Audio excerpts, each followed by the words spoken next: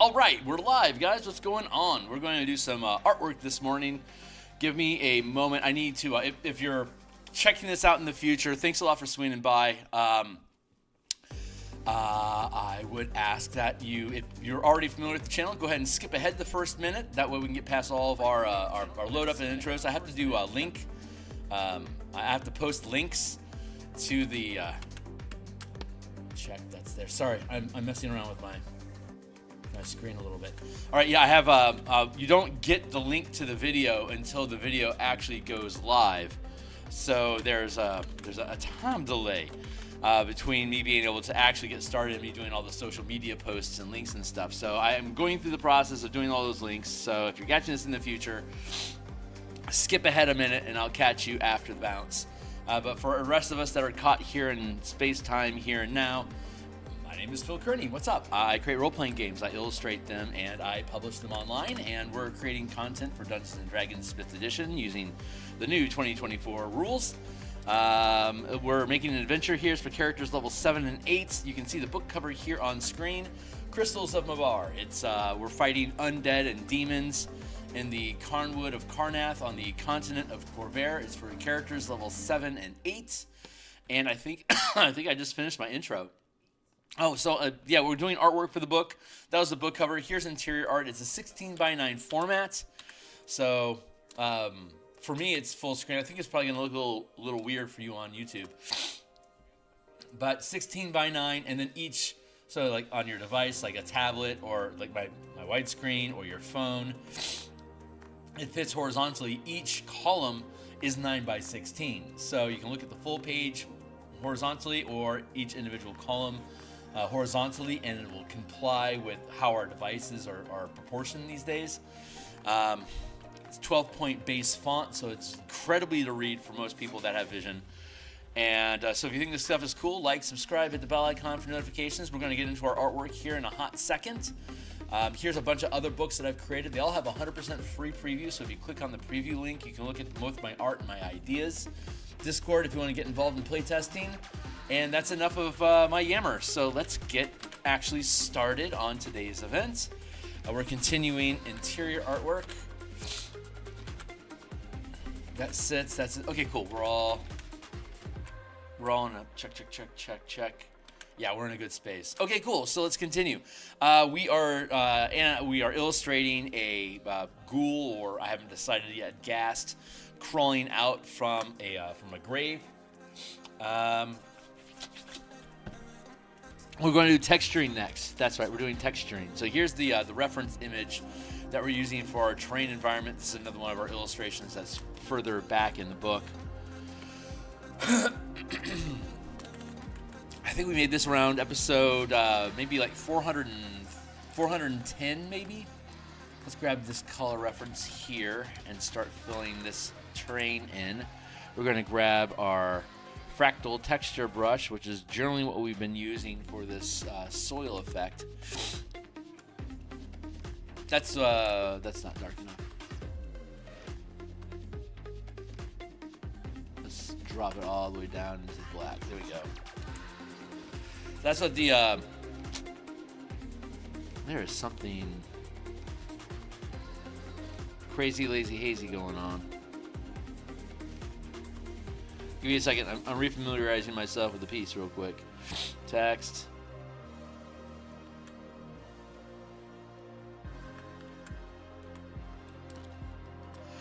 Yeah, that is faded. Okay, that explains a lot. Panning back.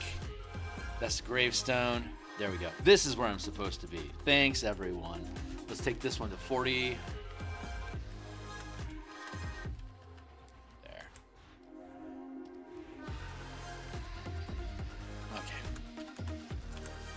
Okay, great. So this is the base texture brush. It's made from a geometric cauliflower head.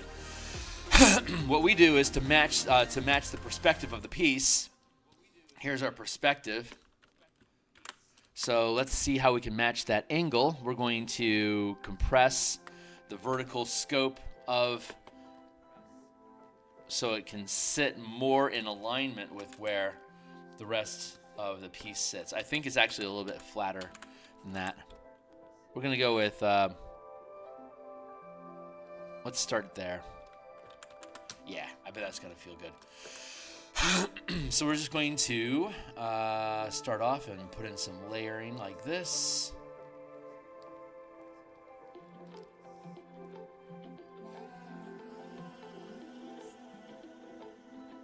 Let's just start with a larger grit. Something more like that, perhaps. Too big. Here, let's go with that.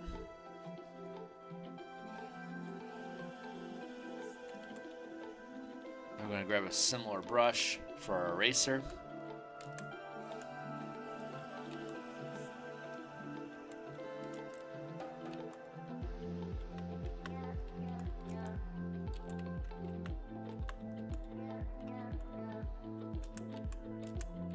Cool. E is now the same size as B. So it's going to pepper these patterns in, and we're going to use the same pattern for our eraser and basically erode it so it's not necessarily as consistent. This is a farther view. I wanted to have a collective look here. Here, I want it to be a little bit more soil gritty. So I'm going to break down the shape a little bit more. You can flip this over. It'll still work.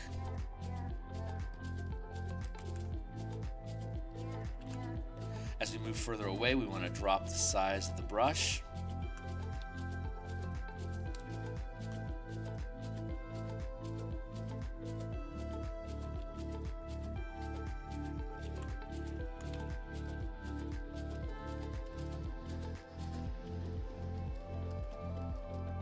Dot that in there, just break up that texture a little bit.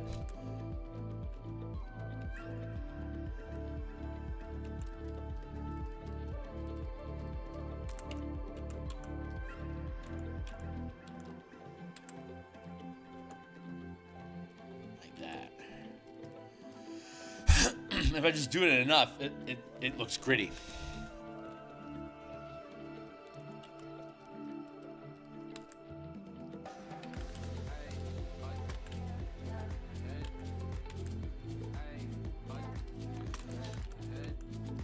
So we're going to saturate the region. What I'm doing right now, while I'm doing this, is I'm contemplating this undead that's creeping up out of the grave.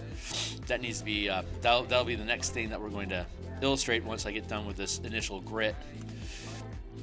And then we'll add in lighting at the end with both like the terrain around with like some patches of Volpina Lotharia, or the lighting from within the grave itself. So we'll get to all that. Let's drop him out of the way for now.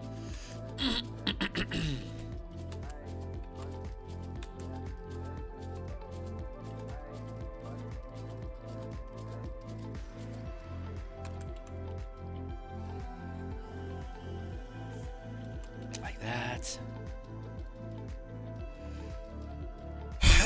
It's Monday. Welcome to it, guys. I do artwork like this Monday through Fridays in the mornings. On Mondays and Thursday nights, including tonight, we do game design.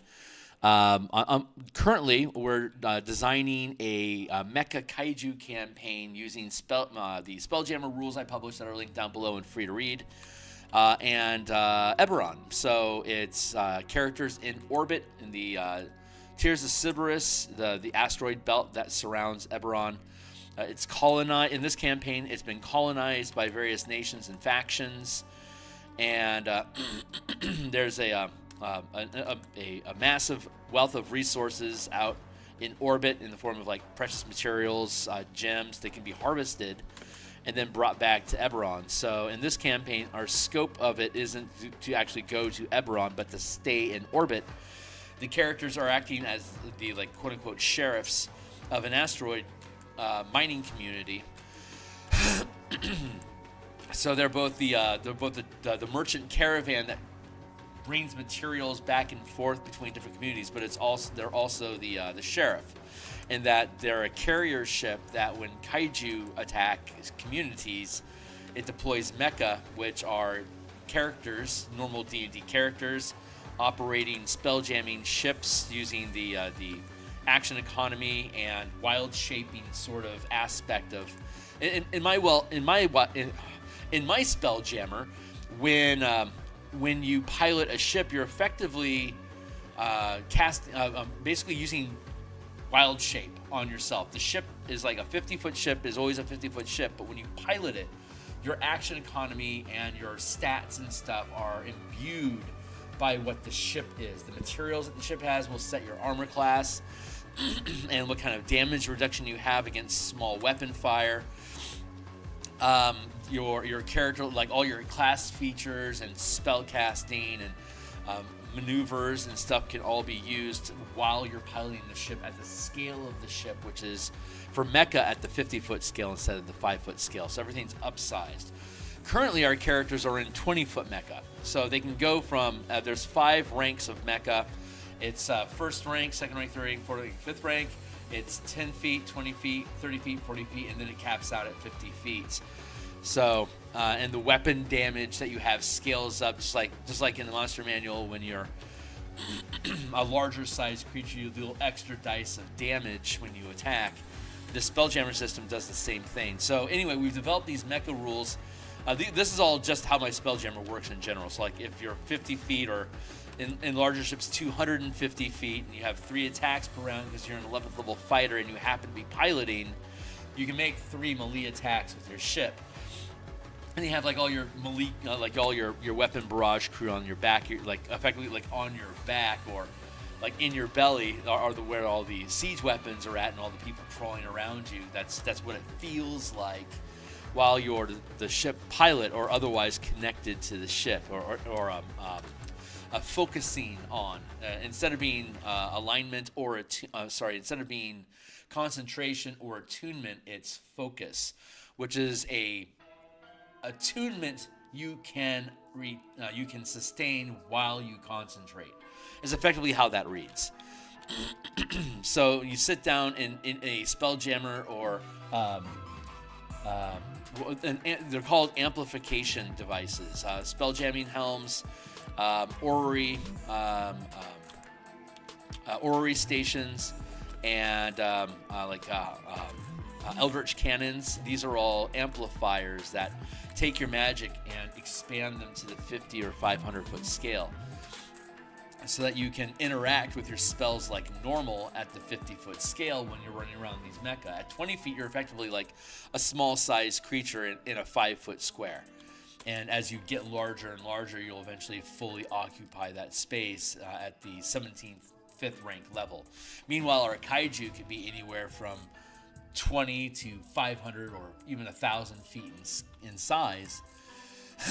And it's your job to fight them and to drive them away from the communities so that your crops, forests, or people don't get eaten.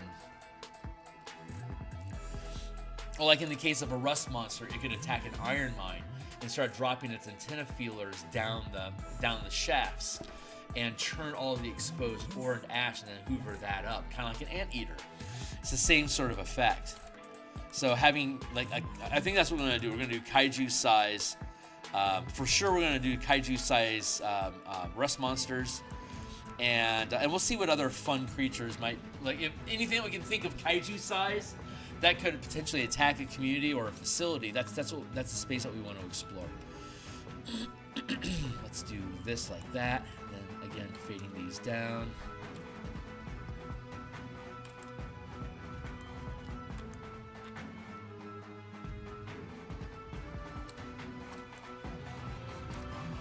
These further away we get. So that's what we do on Mondays and Thursday nights. We also do game design on Saturdays, but Saturdays we develop the Magic the Gathering 5-color magic system for D&D 5e. So we've already translated D&D 5e base rules into the color mana system, and those have been published on the DMsGuild since 2018. Those are also linked down below in the MTG Color Magic Bundle. All those books are 100% free. You can read everything that I've ever created for D&D at no cost. You pay me if you want to, encourage me to do more, or you're the type of person that thinks good product deserves good pay. So that's what I hope to provide, but it's so difficult just to get people to look at your stuff. Creating a paywall around hypothetical, not hypothetical, highly, what's the word I'm trying to find? Different, it's different types of, like my idea of 5e kind of operates on a different system of thought than where Wizards is at with it, as far as like, I'm really big on the bounded accuracy curve of breaking things down into 5 degrees of DC 10, 15, 20, 25, 30. That's a degree of 5. Or like you gain proficiency bonuses at level 1, 5, 9, 13, and 17. There's 5 degrees of magic items in D&D. It's common, uncommon, rare, very rare, and legendary.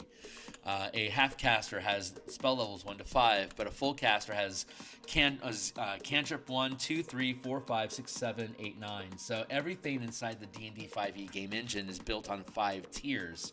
Yet the conversation always revolves around the 4-tier system. So I think somewhere along the way, even Wizards got blind to what, like how the 5e game engine is designed to scale through different tiers of play, but those tiers are 5 tiers, not 4. Hey, what's up? Hey, Fox, it's good to see you, my guy. So a lot of the stuff that I build, it has this repetitive system to it, because everything is curving off of that 5 ranks or that 5 tiers of play, where like your villains change from tier 1 to tier 2 to tier 3 to tier 4, so you can run the 5, so you can run through a full campaign tier by tier, like episodes like seasons in a TV show. The further you go, I'm going to hit this with a masking layer. Very light masking layer, because I think I want to have this stuff fade out, but I don't want to erase it. So a masking layer allows me to retain the base coloring and saturation and opacity of the materials beneath it,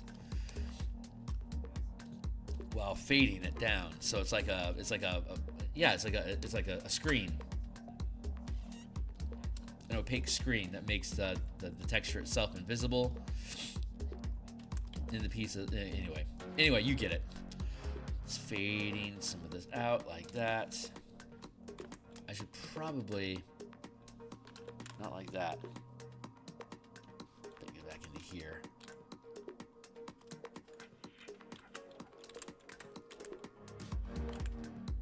There.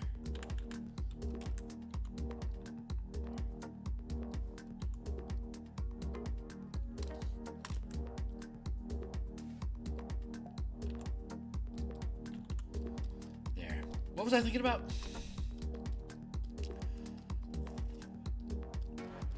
Oh yeah, Saturday. Yeah, so we do the color mana system on Saturday. We had already built it for 2014, but we're rebuilding it for 2024.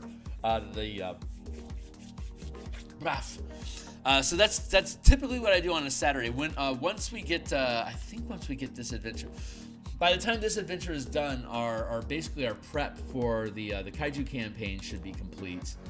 And we'll start actually running that campaign on my Discord server on Saturday afternoons, and Eastern time. It's stupid early on. It's too early on a Saturday morning for people on the West Coast, I think, but it's my job. So doing the playtesting stuff is very much a job, and you have to. I don't want to drop down into the pit here. I'm going to do that on an under layer. Let's just let's stay on point with where we're at. Oops, not like that. Let's go with that same 10% again. Now we can fade this stuff down.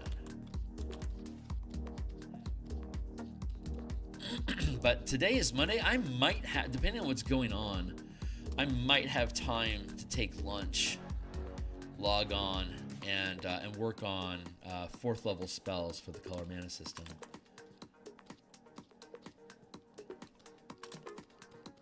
If we do that, it'll probably be like around 5 o'clock East Coast time. I don't know for sure if I will or not, but if I don't, Saturday morning I will be doing color mana stuff, and I'll have about an maybe like a 2-hour block. Oh, right, 100%. Thank you. Just gonna add a little bit more layer on top here, just to add depth to the texture.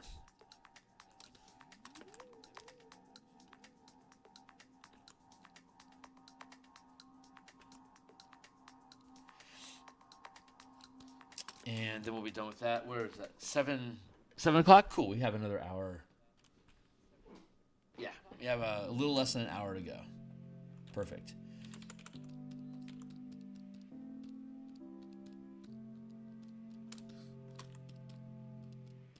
This texture is the necrotized soil in the manifest zone.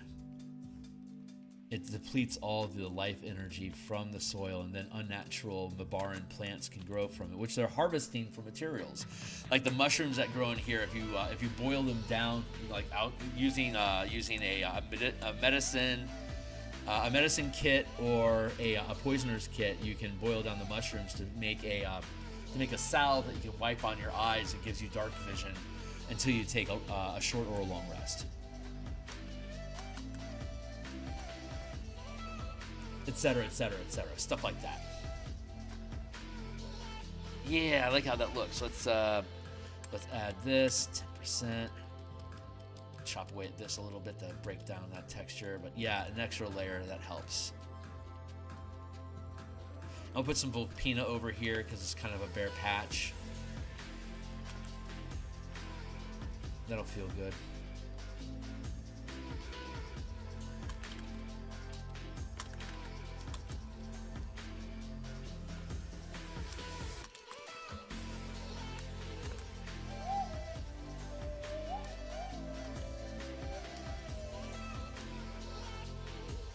Yeah, I think that looks okay.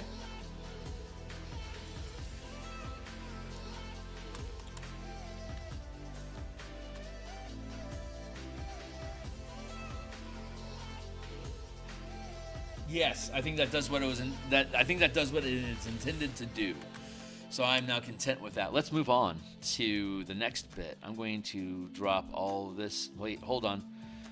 Yeah, right. I don't want to worry about the texture. Actually, should I go ahead and do the texture since I'm grooving on it right now? Yeah, sure. Let's do it now. So this is a separate layer.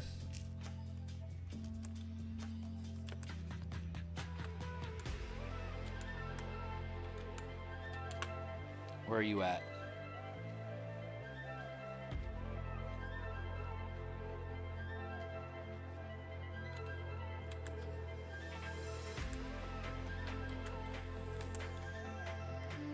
Oh, that's what's going on. Right, it's only 10%. I gotta push up that opacity if I want to see it. Thank you. Thank you very much.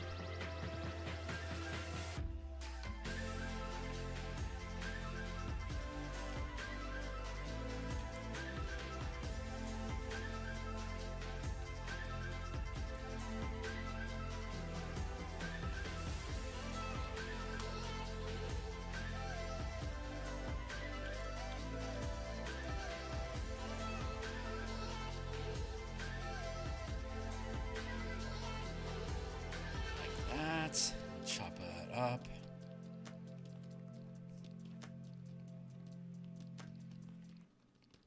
Curve down. We can do another layer that's curved down. Break that up a little bit. That's probably good enough. One more layer. We'll do one more layer over that, and then we'll start working on the corpse coming out of the ground, whatever it is. It's probably going to be a ghoul. It'll probably be a ghoul.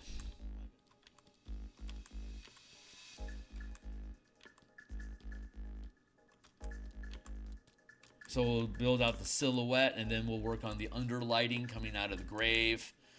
So we'll do, yeah. So some line art first. We'll get to, I'm starting to think about the process of making the undead crawl out of this grave. This feels like something I would want to get an anatomy reference for because of the perspective. So let's do a quick search to see if we can find any interesting images that we can reference for pose and angles and stuff. It's a pretty unique angle. I don't expect to find something that's going to lock down with it, but if we can, great. I'll take it. There. Cool. stitch that up as our ground. Now we add that's our gravestone. Grave, ground, and now ghoul.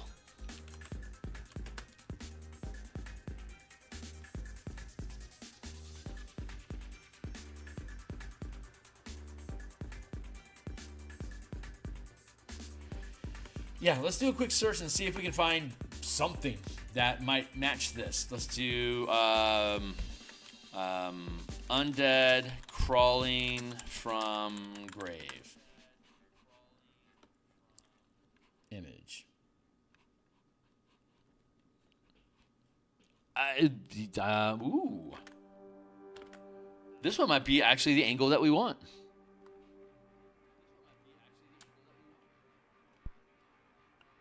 Open image in a new tab.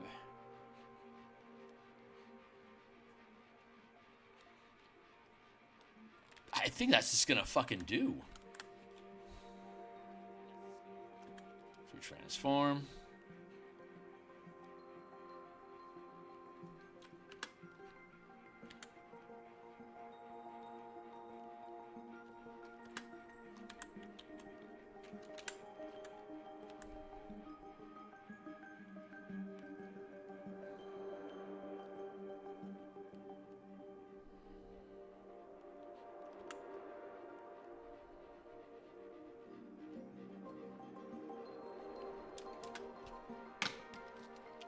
Let's experiment.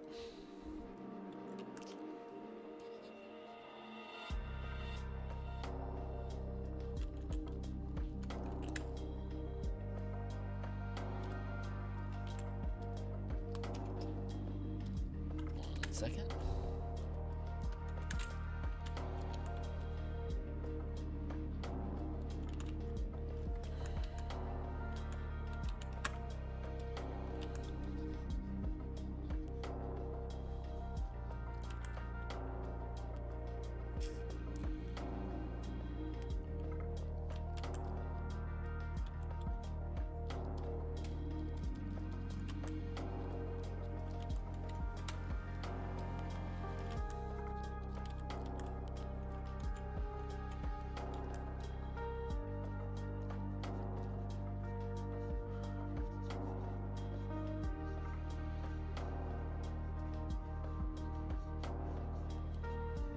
I mean, something very much like this. I'll just have to change the angle on the arm, but that'll be easy enough.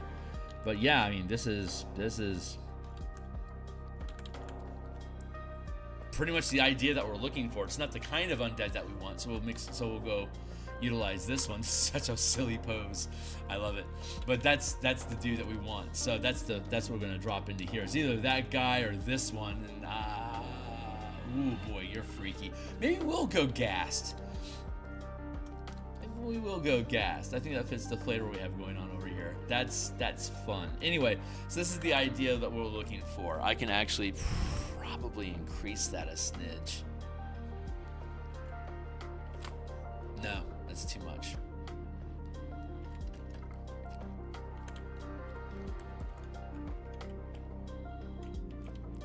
Yeah, that's our. Okay, great. So we're using a reference. Let's use the reference. Go here. I'm going to drop into pure black. I'm going to switch back to a round brush. This is going to give us I'm going to actually let's go with head placement here. I'm going to break this up into a number of different sections. It's going to be there, and then we're going to add another one, which is going to be 75%-ish. There, like that. We're gonna break the body up into separate beans.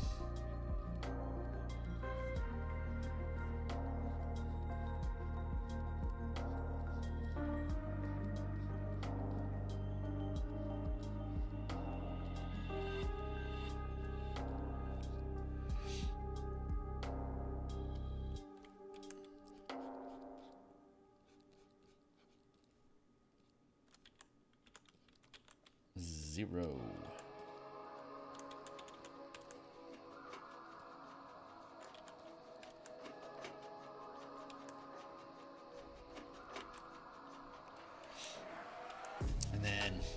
a separate arm.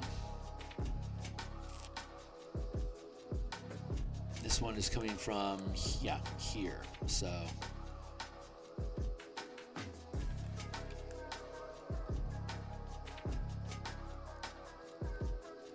think this is about where we want to be at.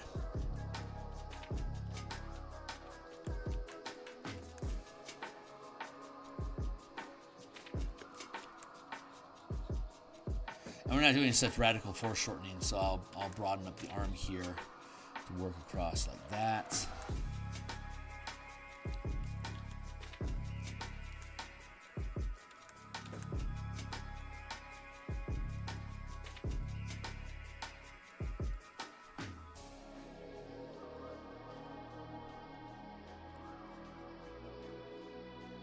That feels pretty good.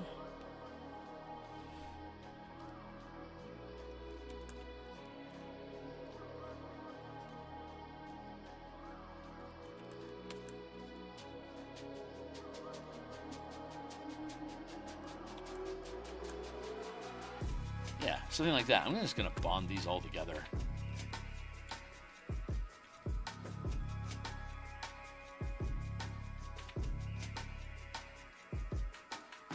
Yeah, I'm into this. I'm going to drop underneath that.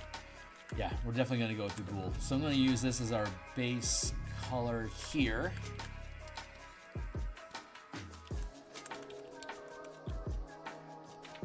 Base color. We're dropping it down here into the dark behind.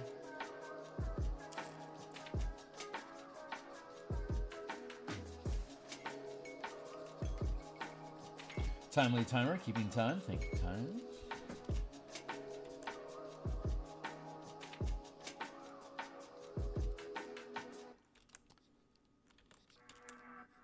Here, in hand.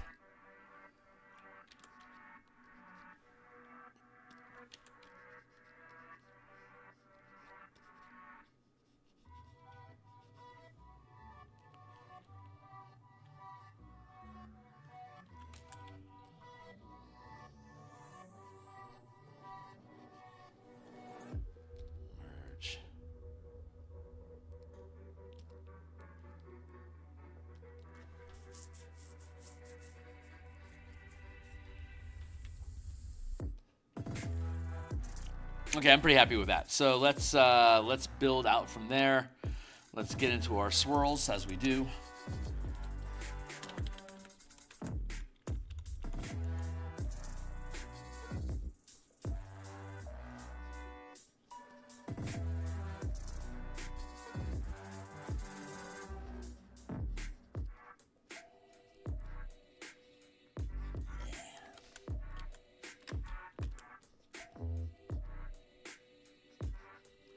How are you looking over here?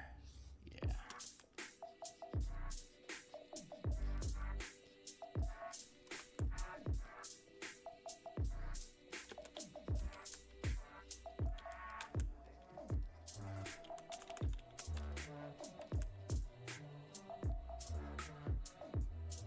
Well, maybe we will do a ghoul. I'm feeling kind of ghouly over here.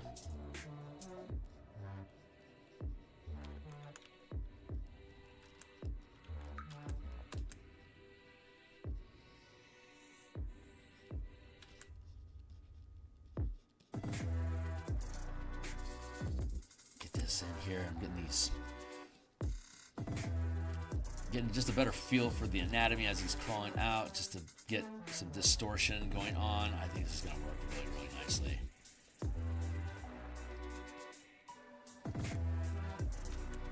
Yeah, I was thinking gas, but now I'm really going with my initial instinct, which was ghoul. I think this is going to be a really fun little ghoul piece.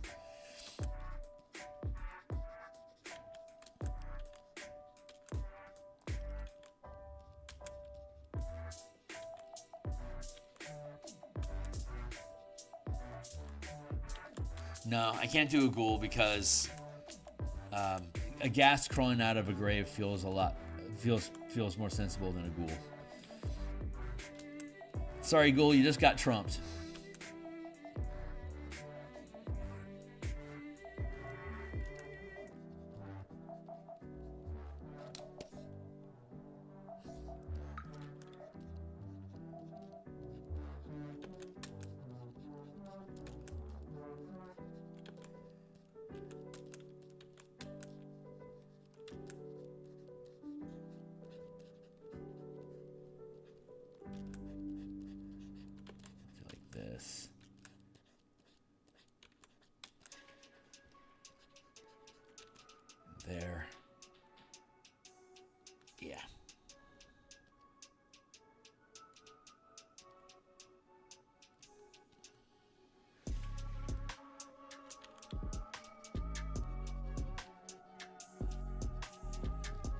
outside of that.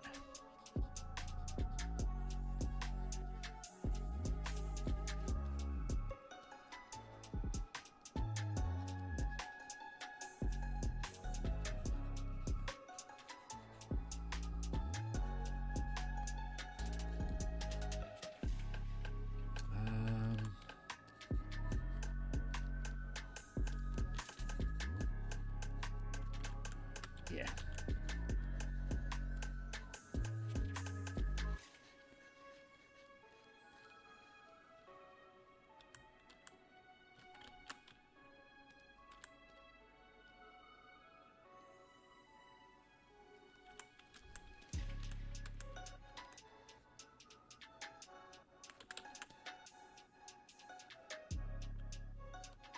Oh, fuck yeah, dude. This is looking great.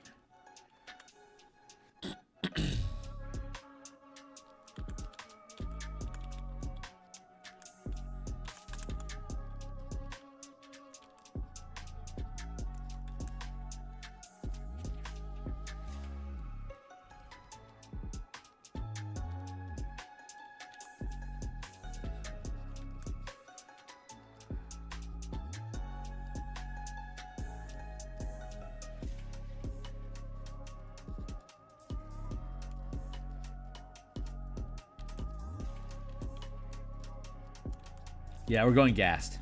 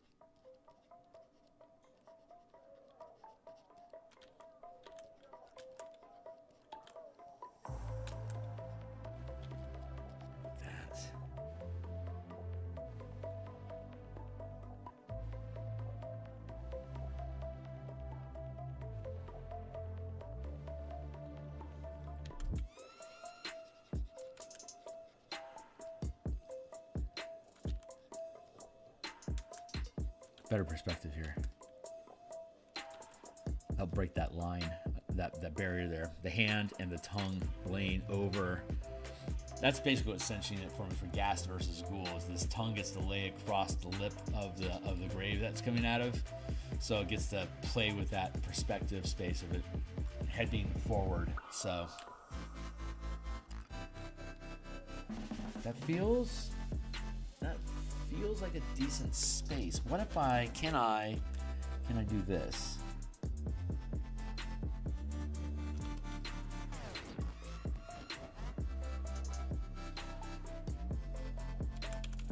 Or maybe I can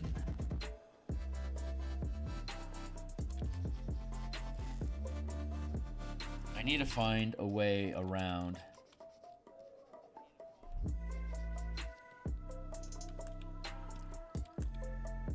the shoulder here. Maybe maybe I need to pull it over here a little bit more.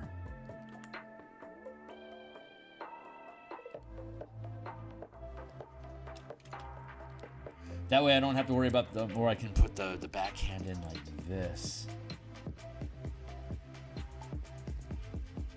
Now, this angle, I don't think I have to actually worry about it at all. Let's see if I can get away with that.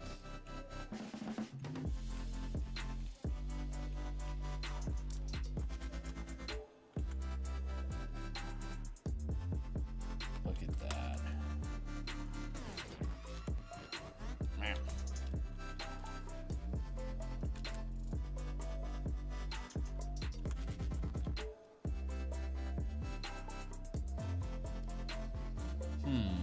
Now I think I can go with Ghoul. I keep bouncing back and forth between which one do I really want. I'm undecided. I don't have to decide quite yet, but I'm getting there. Getting dangerously close to needing which way do I want to roll with this guy.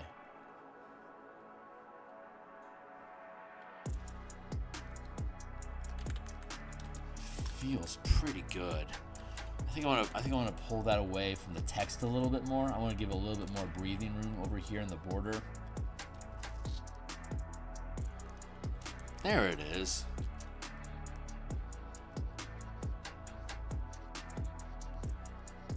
And we can just drop that arm down there.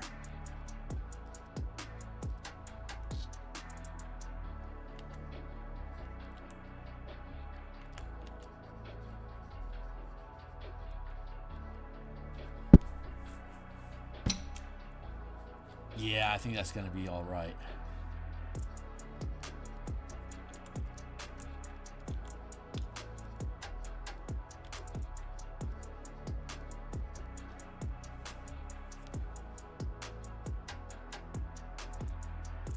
Yeah, that feels good. Let's see. Let's go into here and sculpt this down a little.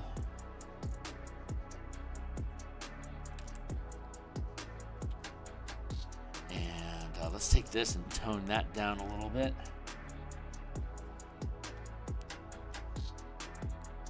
Yeah, I like where this is going a lot. So let's underpin the color again. We'll grab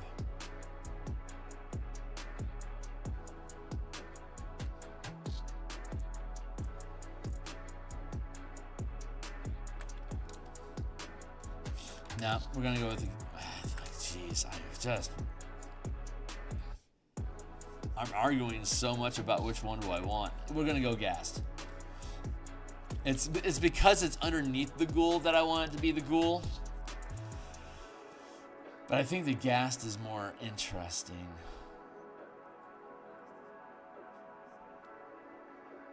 Yeah, let's go Ghast.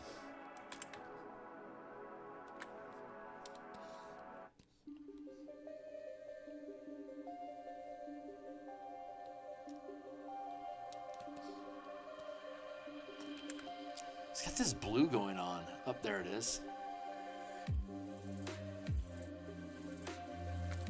And this guy's got some red going on. It's interesting. What's gonna come? Okay, let's look at the rest of the composition and see how it sits, because maybe that'll be kind of a lot of gray tone going on around here. A little bit of green, a little bit of kind of a purple. Yeah, I think blue will be the stronger composition here, so let's go with that.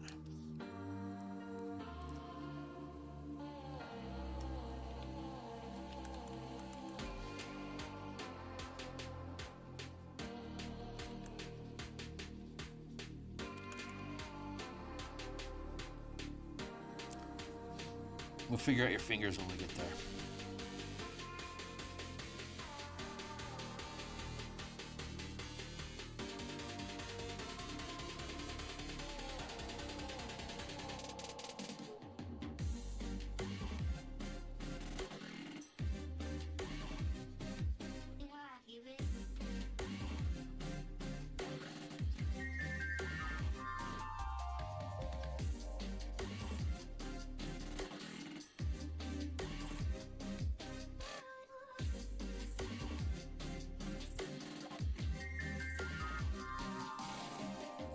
There we go.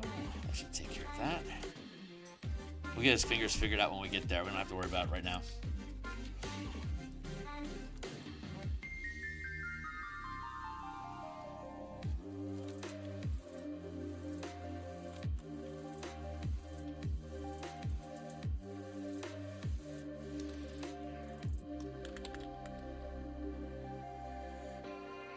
Okay, so far so good. I'm liking this. I'm going to bond this all together.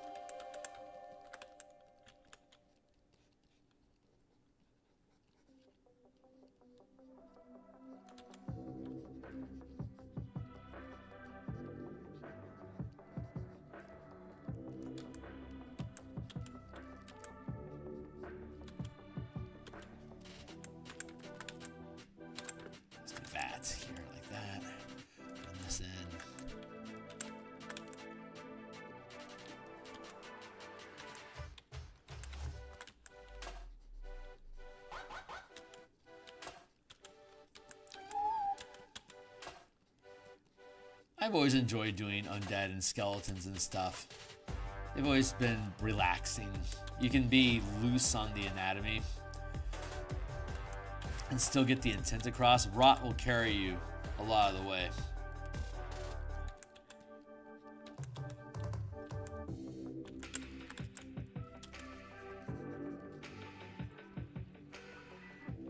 Hey, what's up, Gabby? Oh, I'm doing really well, thank you. What's been going on with you?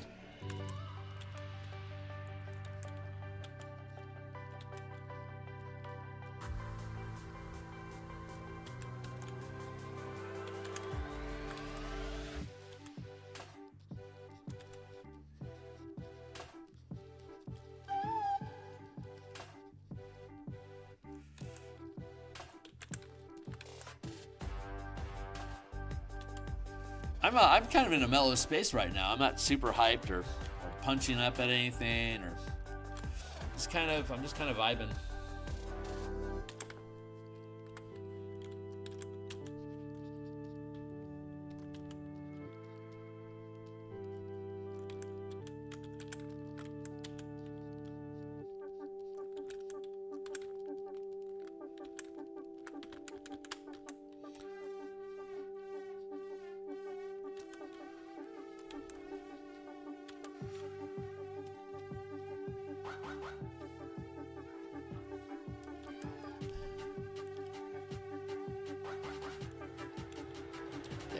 That's what I was looking for.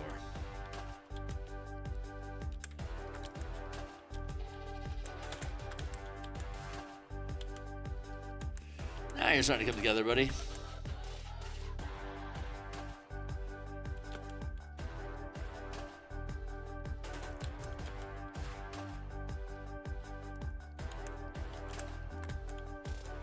What I need to do is duplicate the group. Merge this group down.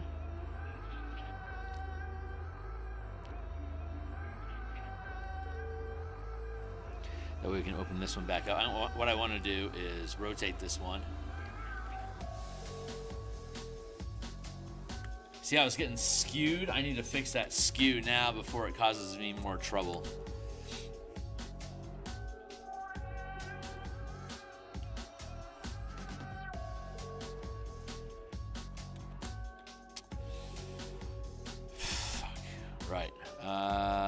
Merge this one down. Free transform. Skew. I see text. Give me a hot second. Nope. Free transform. Skew. I want to get this thought off my chest before we continue.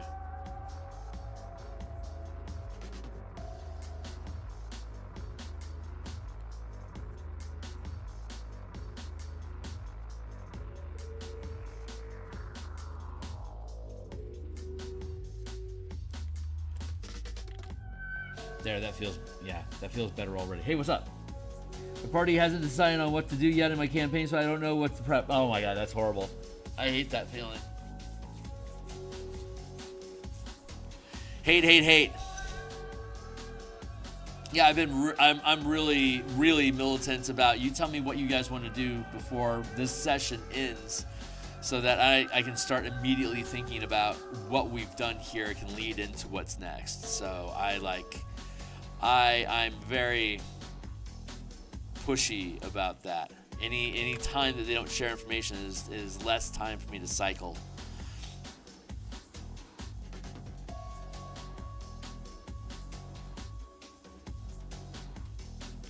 Free transform.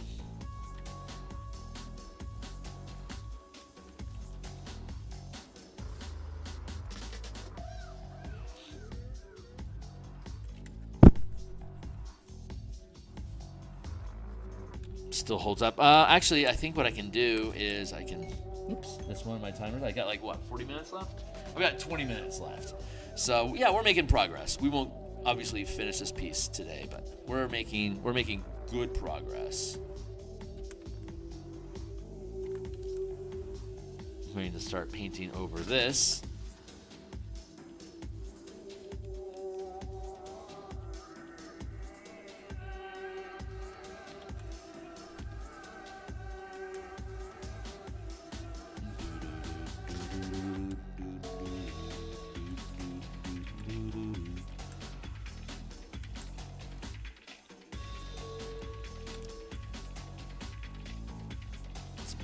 that in.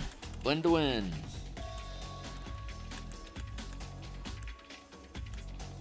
Yeah, I mean, a very low conversation sort of day.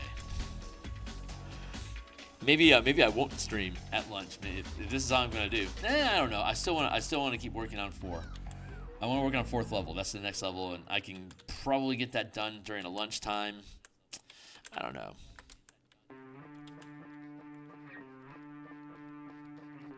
We'll see. We'll see where the day takes me.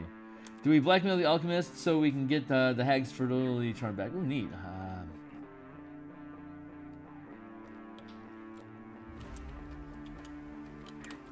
That sounds cool.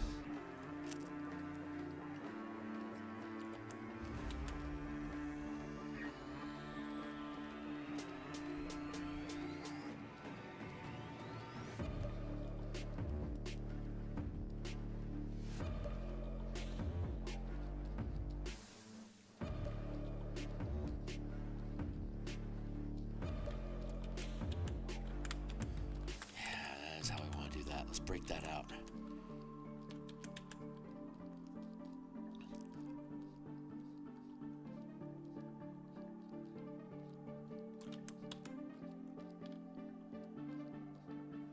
And then we'll hit all this with the underlighting once we start filling in the underlighting. Let's build it like normal, and then we'll invert the lighting on it. That'll be fun.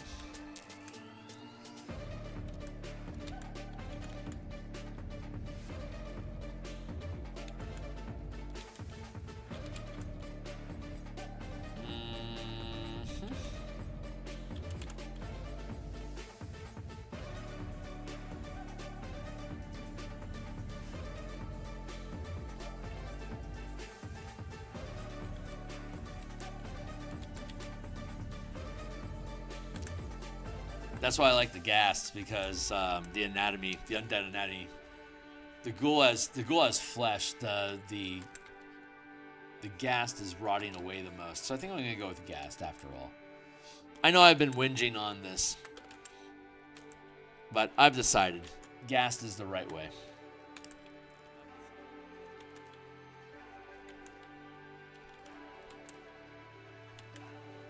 I'm gonna start building that out here like this. That in.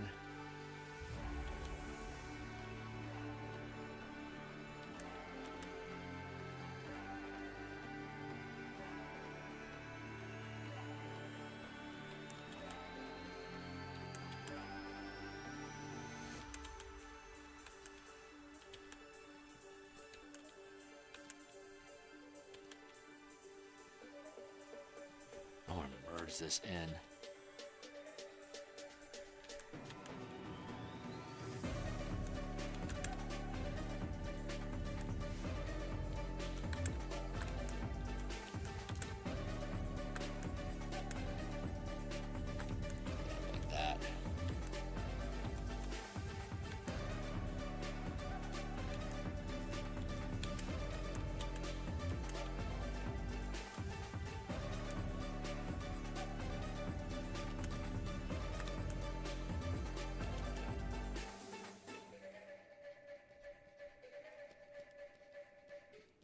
Which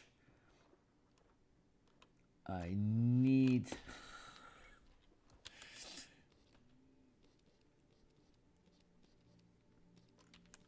I can, yeah. When you love it, when you love a direction where the campaign would go, and you can't force them into doing it, you're just hoping that they do something that's at least tangential enough that you can introduce the elements that you want to do. But you can't really go in on prepping because it's a waste of time if they don't go in that direction. So gotta lock down, like, what the hell are you guys planning on doing so I can actually get this thing built out. Time is my biggest enemy, that's for sure.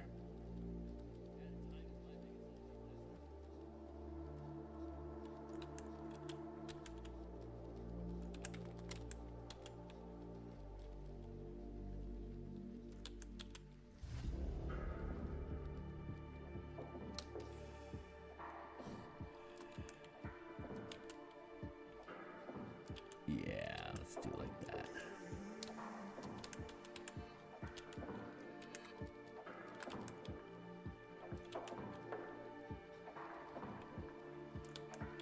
That feels good.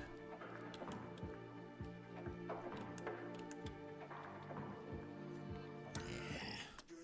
We'll work that ton in last.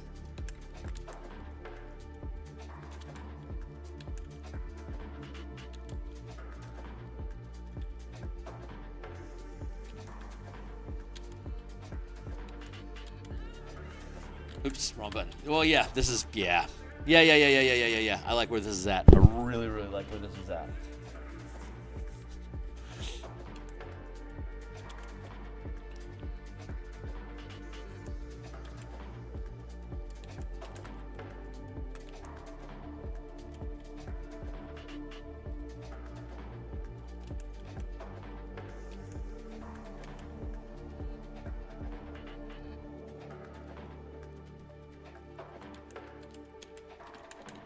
Not like that. Let's drop this down to a low opacity here just so we can get some.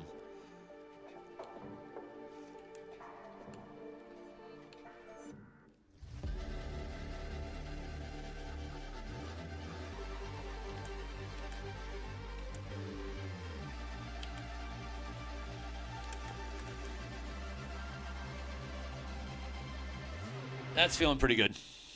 And then the tunnel just be able to creep out of there. That'll look good. This is turning out really nicely. I'm really happy with it.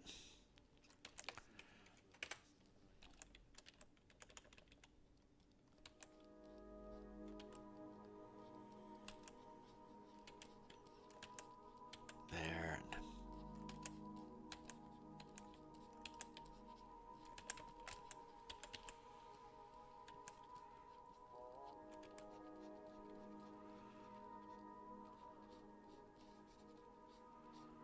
Knot it up like that.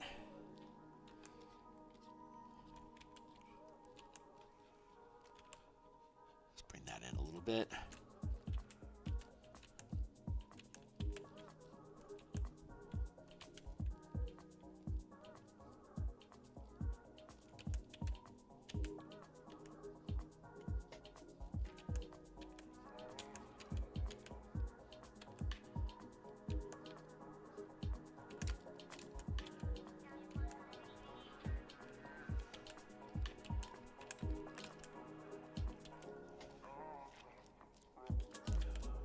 Up.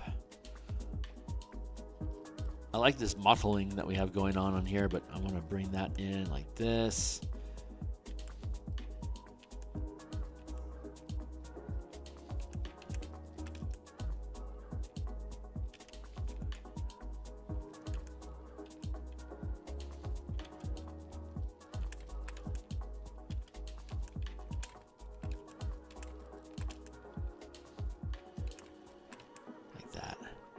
Bring those in here.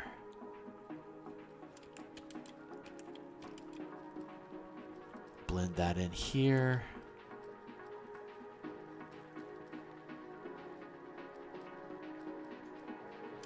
And trim up the strength of my smudge brush so I can push those pixels around a little bit better. Sorry guys, I keep falling into these fits of silence. Mondays are kind of like that. I find my Mondays are kind of quiet. I think it's a matter of me settling back into the design space after being gone for Saturday, for Sunday. But yeah, I tend to not be a big talker on Mondays, I believe.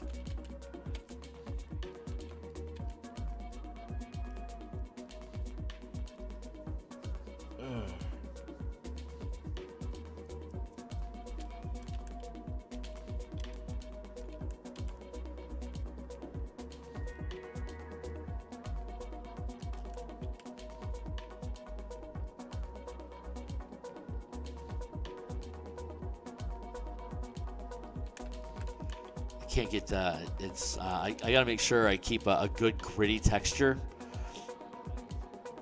My smudge tends to smooth things out, so I have to be mindful of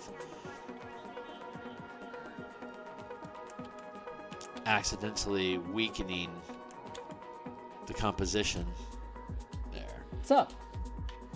I asked my sister-in-law one of my players' questions the last game so I can write on. Good.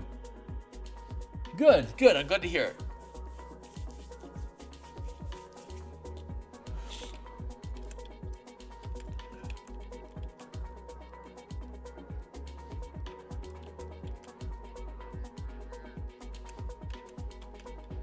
I like the concept of Quickstone a lot. I'm going to I'm probably going to end up building a Quickstone campaign for my Wednesday's home team once we get done with the Asteroid Belt campaign.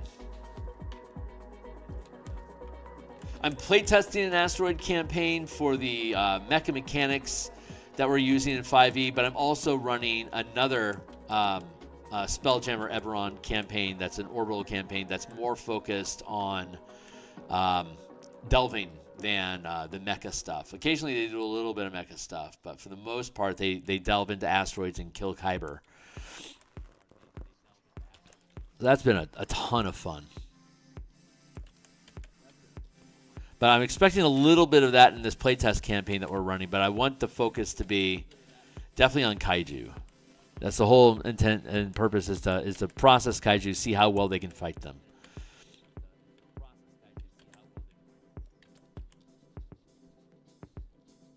Let's bring this in here like that.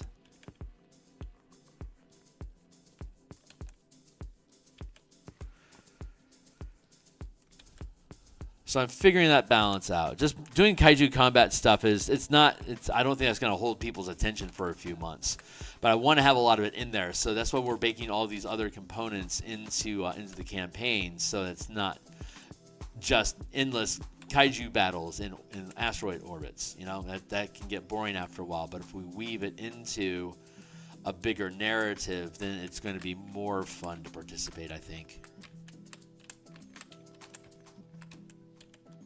So I'm figuring that out.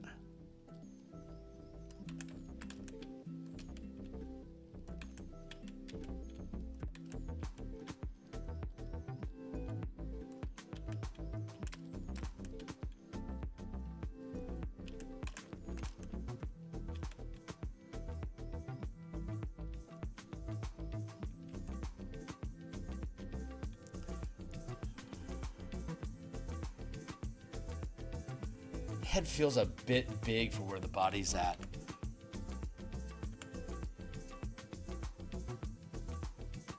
Which is unfortunate.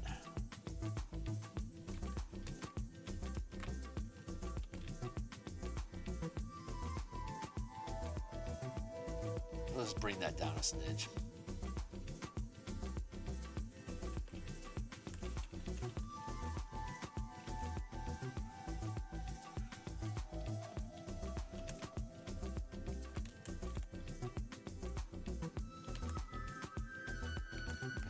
There, and then here. Let's add all this in. Num num num num num num num num. Hey, what's up? Hey, what's going on, Harvey Magic Man? What is going on? If you've been around, I'm sorry, I don't recognize you offhand. If you're new to the mix, welcome to the mix. We're building this Eberron adventure. It's going to be a PDF that publishes on the DMsGuild, and I use. It's only intended for PDFs. It's not supposed to be printed. So it's a 16 by 9 format.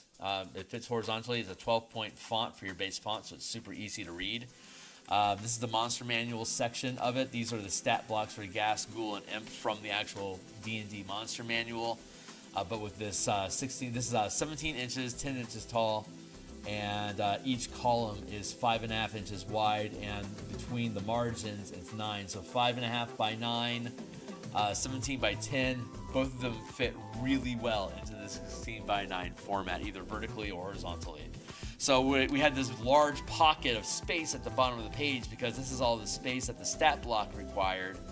So that meant, we got to fill up this with something, so let's make something. So this is the something that we're making. You know what, I feel like... Cool, I'm glad you like it.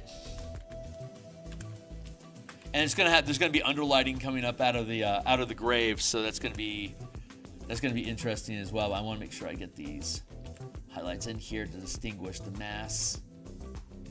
There we go. Let's get that straightened out. And I think I have a little bit of a clip over here I don't need.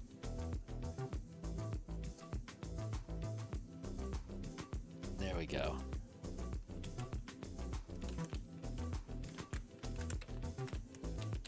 So I do art Monday through Fridays in the morning. I do game design and campaign GM stuff on Mondays and Thursday nights and Saturday mornings. I do play testing for the books that we're publishing on Saturday mornings. And I do, right now I'm doing color mana spell point variant rules on Saturday mornings before our Saturday afternoon play testing. Converting the D&D into the 5e, into the 5 color mana system for Magic the Gathering. That's a lot of fun. I'm contemplating whether I'll have time at lunch today to jump on stream for a little bit and continue translating the spells into color mana for 2024. I don't know. Maybe we'll get to it. Maybe we'll get to it. I can't. The muse isn't saying that's a hard yes. It's debatable right now. But I'll be on tonight doing the Eberron Spelljammer Mecha Kaiju campaign design. So we'll be specifically looking at how how the 5 tiers of mecha that level up with your character's proficiency bonus, and as well as working on more kaiju for the characters to fight. We finished all of the asteroid communities last week, so the next phase is to flesh out villains and threats and hazard tables, and then the campaign will technically be ready to go. I'm going to let it sit for a little while because we're still working on the Strixhaven Mage Tower combat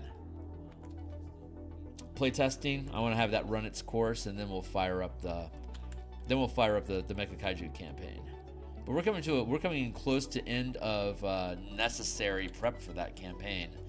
So that probably means we'll be once we get there, we're gonna fill the gap between start of campaign and end of prep. We're gonna do more Bastion campaign stuff, just building out the mechanics and getting the book ready for eds. What's up? Do you have any open games? Yeah. This game was supposed to be last 5-8 sessions. Me personally, I've got I run campaign stuff on Saturday afternoons, 12:30 Eastern time till 4, so like 3.5 hour games. Right now we're doing some play testing for, and I'll explain the playtesting in a second, but after we finish the current bout of playtesting, we're going to be starting up the Spelljammer Asteroid campaign, and we are looking for people that are interested in committing to that time. Currently, we're playtesting sports mechanics. The Strixhaven campaign setting that was published a couple years back. It has inside in the Strixhaven world, there's a sport called Mage Tower, and it's a skill test in D&D. The actual published adventure that includes Mage Tower has it just basically as an ability check, and everyone makes an ability check, and everyone adds up their results versus the team all make one ability check and add up their results, and whichever cumulative result is higher, that's the the team that won the match. And typically you can divide it by 10, and that's going to be what like your final score is. So if like one team has like a total of 23 and the other one has a total score of 46, then it's going to be 2-5 will be your final score. But that's over, like that's literally one die roll and the match is over. So it's not meant to be anything other than a footnote in the adventure, but we wanted to make more of it, so we made it a combat arena sport. So it's PvP as a rugby match instead of you can kill each. It's like Blood Bowl. You can eventually kill each other if you want to, or you can score a point. In either case, everyone resets with their hit points back to full. But like your mana, your spell points, your character's daily resource features. There's occasionally a short rest that updates that. So we're playing that till level 20. We're currently building out 10th level characters to go and play rugby. And we do a couple matches of that Saturday morning. But once we get done running that from level 1 to 20, we got like maybe 10th and then 12th, 14th, 16th, 18th, 20. We've got 6 more weeks that I want to run of that. And then that'll put us at the end of March, which is when I wanted to start the Spelljammer campaign. And anyone that's willing to help me playtest the rugby is first in line to get a seat at the Spelljammer Mecha campaign. And all these are playtest campaigns, so they're themed around, like I'm exploring a specific mechanical combat heist, spell, whatever, some sort of system that's being developed for variant rules. And in this case, it's mecha and kaiju that will be starting to basically see, like, so the campaign's kind of Pacific Rim, XCOM style, built around kaiju attacking different asteroid communities that you have,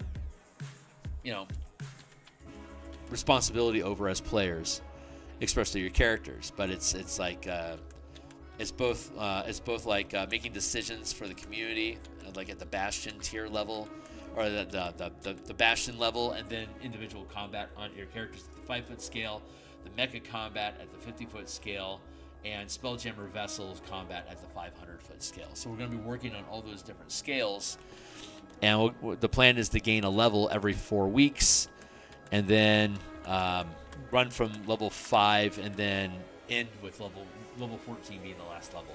So it should be like an 8-month run. Hey, what's up, Steve? Well, you are welcome to, if you're available at 12:30 Eastern Time and you want to roll up a 10th level character, just use any 2014 or 2024 rules. We have a ton of variant rules that you could use, but I don't want to throw you into the deep end. If you want to build a 10th level character and show up at 12:30 on Saturday, 12:30 Eastern Time on Saturday, that's when we're planning on running. As long as we have at least 2 people playing, I can do a 2v2 with me running one team, and then the players each running one character each. If we have 3 people show up, then it'll be 3v3.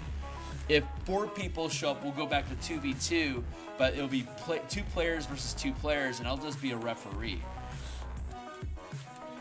So we have those different options available, but we're looking for people, and people that lock in and help, people that show up and they can demonstrate that they show up consistently on Saturday. Once we start up the more serious Mecha Kaiju campaign, because that's going to be that's going to be a serial campaign where things are progressing. Bastion turns progress each week. Once a month, we have a full Bastion turn. We'll have 8 Bastion turns, which is basically an 8-week campaign that'll stretch across 8 months. So I want people to consistently show up.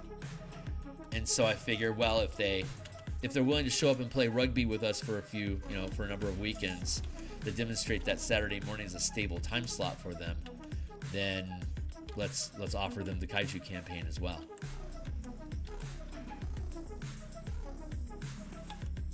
That's the idea anyway. So we're looking for people. We got 6 weeks. Hopefully we'll have 6 weeks to figure out we can get a stable crew of like 5 people that can join us for Eberron.